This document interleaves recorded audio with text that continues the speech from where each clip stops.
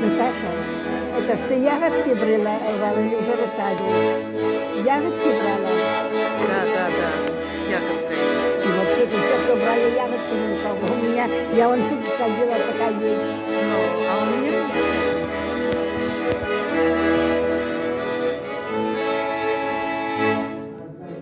А фиалки цветут?